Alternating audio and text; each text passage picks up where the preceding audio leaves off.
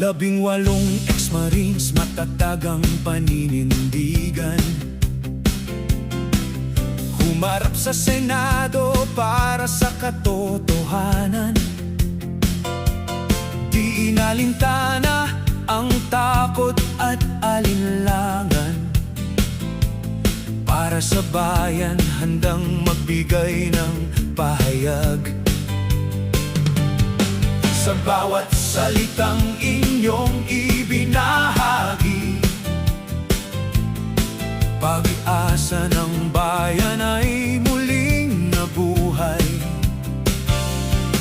Katapangan nyo'y nagsilbing ilaw sa landas ng hustisya at dangal.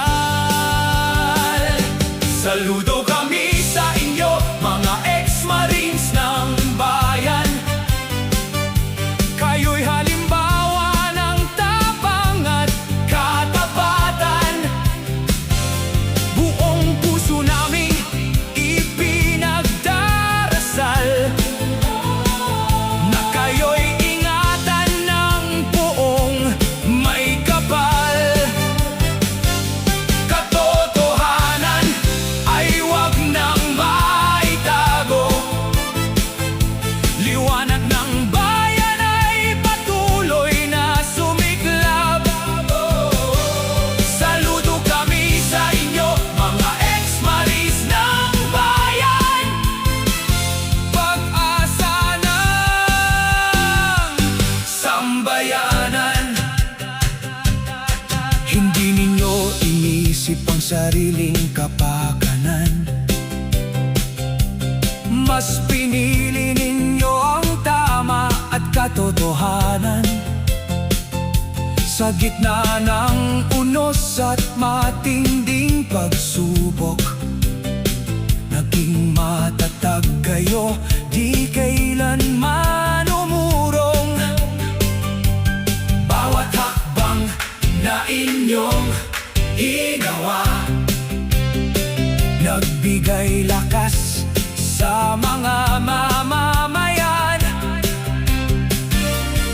Ang inyong tapang ay inspirasyon sa bawat Pilipinong nagmamahal sa bayan. Saludo kami sa inyo, mga ex-marines ng bayan. Kayo'y halimbawa ng tapang at katapatan. Buong puso naming ipinagdarasal na kayo'y ingatan ng poong may kapal. Katotohanan ay wag nang maitago.